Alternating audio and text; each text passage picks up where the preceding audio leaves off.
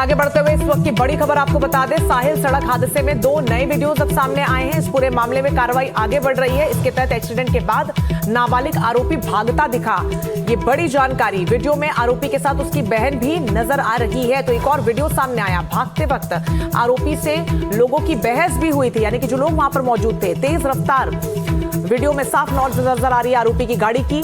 साहिल सड़क हादसे से जुड़ा ये नया वीडियो सामने आया। अभी तक आरोपी के पिता ये कह रहे थे कि वो कम से कम भागा नहीं, उसने मदद की आसपास के लोगों के साथ मिलकर। लेकिन अब जो वीडियो सामने आया ये कुछ और ही कहानी कह रहा है। ये बता रहा है कि ये भागने की नाबालिग कोशिश कर रहा था, उसकी बहन भी उसके साथ थी, जो कि लगातार मृत साहिल की जो मां है वो कह रही है कि उसकी बहन और वो दोनों रील गाड़ी में बना रहे थे। ये तस्वीरें हम आपको दिखा रहे हैं। एनडीटीवी पर एक्सक्लूसिव वीडियो इस वक्त आप देख रहे हैं, जहां पर आप देखिए जो आरोपी है वो इस वीडियो में ये लाल रंग के घेरे में उसकी एसयूवी गाड़ी जिससे उसने टक्कर मारी, ये आप देख पाएंगे कितनी स्पीड से वो गई कि आप शायद उसे एक झलक में कैप्चर भी ना कर पाए अपने आंखों से, इतनी तेजी से वो जा रही है। रफ्तार का अंदाजा इसी वीडियो से लगाया जा सकता है। अब एक एक करके तमाम वीडियोस इस पूरे मामले में सामने आ रहे हैं। वीडियो में तेज रफ्तार साफ तौर पर इस गाड़ी की नजर आ रही है। वो तो इस बात की पुष्टि कर ही रही कि गाड़ी ओवर स्पीड में थी। दूसरी बात जो कि आरोपी के पिता कह रहे हैं कि बच्चे ने भागने की कोशिश नहीं की, लेकिन जो दूसरा वीडियो सामने आया है वो भी हम आपको दिखाएंगे। उसमें आरोपी जो है, जो नाबालिग है, जिसे फिलहाल जमानत मिली है एग्जाम्स देने के लिए बोर्ड के, उसका भागने को लेकर बड़ा अपडेट है। उसकी बहन जो कि लगातार रील बना रही थी अंदर, वो भी उसके साथ है। आसपास के लोग, उन्होंने रोकने की शायद कोशिश की होगी। देखिए नीचे वाला वीडियो आप देख पाएंगे, लाल रंग के बॉक्स में आप देखिए दूर से वो भागने की वहां से कोशिश कर रहा है। फिर उसके आसपास के लोग आगे जो उसे मिलेंगे, देखिए वो उसकी बहन भी इसमें नजर आ रही है आपको। ये 2 तस्वीरें तस्दीक कर रही है इस बात की कि कैसे इस पूरे घटनाक्रम में आरोपी ने पहले तो रॉन्ग साइड पर गाड़ी चलाई, तेज रफ्तार में चलाई, बिना किसी जिम्मेदारी के, और उसके बाद वो वहां से डर कर भाग खड़ा हो रहा है। वो तो गनीमत रही कि आसपास के जो लोग हैं उनके साथ बहस हुई, क्योंकि इतना भयावह ये एक्सीडेंट रहा, लोगों ने देखा होगा, उसने रोकने की कोशिश की। देखिए पीछे से आते हैं कुछ लोग, वहां से गुजर रहे एक पुरुष भी आते हैं। तो ये वीडियो बहुत बड़ा सबूत अब पुलिस के लिए भी, हालांकि जुवेनाइल जस्टिस बोर्ड के अंडर ये पूरा मामला है क्योंकि नाबालिग है आरोपी।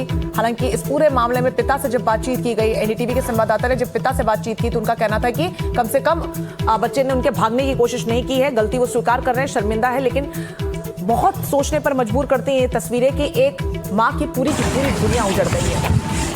एक माँ जो सिंगल मदर थी, उसका इकलौता बच्चा था, अब वो भी इस दुनिया में नहीं रहा और वो बार बार रो रही है, बिलख रही है और इंसाफ की गुहार लगा रही। मुकेश सिंह सेंगर हमारे साथ जुड़ गए हैं। मुकेश, अब लगातार इस पूरी खबर को कवर कर रहे हैं और जो आरोपी का पिता है वो तो ये कह रहे हैं कि बच्चे ने कम से कम भागने की कोशिश नहीं की, लेकिन अब जो तस्वीर भी सामने आ रही हैं, तस्वीरें जो सामने आ रही है वही पर दर्शकों को दिखा देते हैं।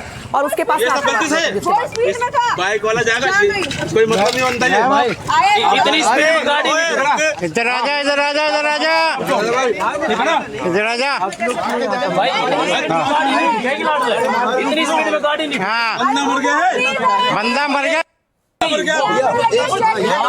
नहीं नहीं हाँ, ये गाड़ी कैसे? जल्दी आ यार,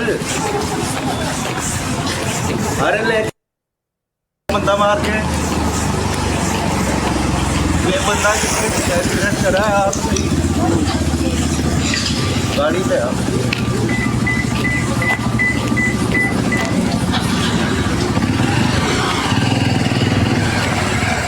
ये सब गलती से बाइक वाला जाएगा, कोई मतलब नहीं बनता है भाई। इतनी स्पीड में गाड़ी, इधर आजा, इधर आजा, इधर आजा, इधर आजा भाई, इतनी स्पीड में गाड़ी नहीं। हाँ, बंदा मर गया है, बंदा मर गया। नहीं नहीं हाँ, ये गाड़ी कैसे? जल्दी आ यार,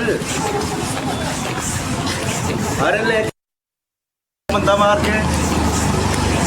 तस्वीरें हमने आपको दिखाई और तस्वीरें देखने के बाद कुछ बचता ही नहीं है मुकेश, साफ तौर पर सुनाई दे रहा है। जो लोग हैं उन्होंने अपनी सतर्कता यहाँ पर दिखाई और वीडियो में कैप्चर कर लिया और बहुत बड़ा सबूत भी है। वो कह रहे हैं कि एक व्यक्ति वहां पर मर गए और तुम भाग रहे हो, और बहन कह रही है कि नहीं नहीं वो ओवर स्पीड में था।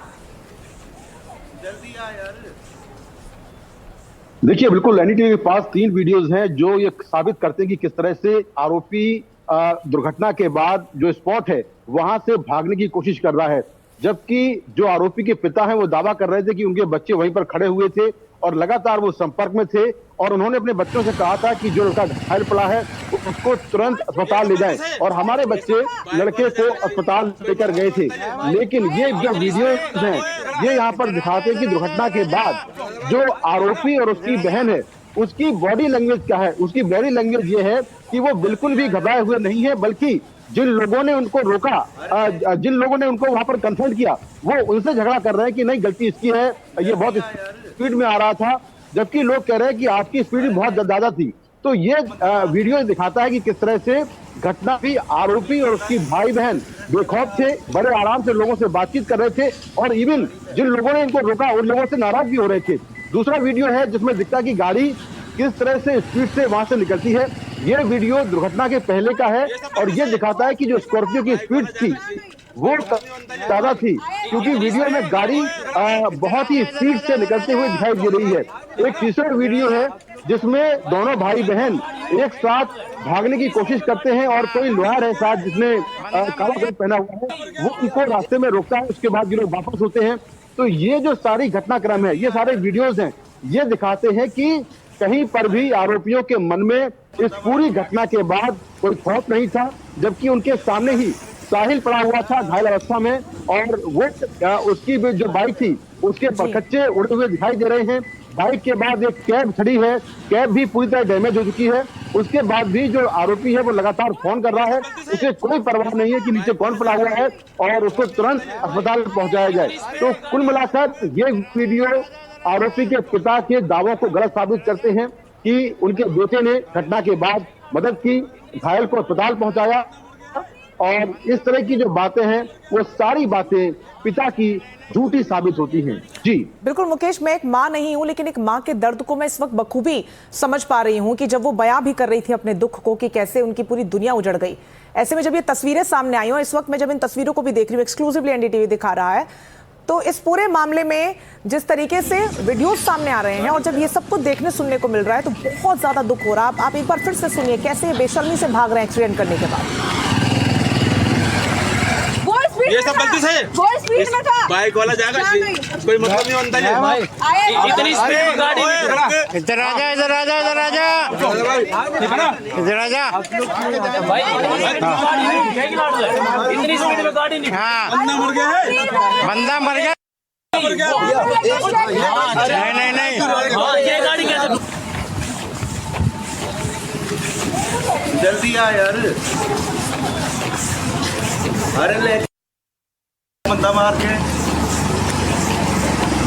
ये बंदा किसने एक्सीडेंट करा है? आप सही गाड़ी पे आप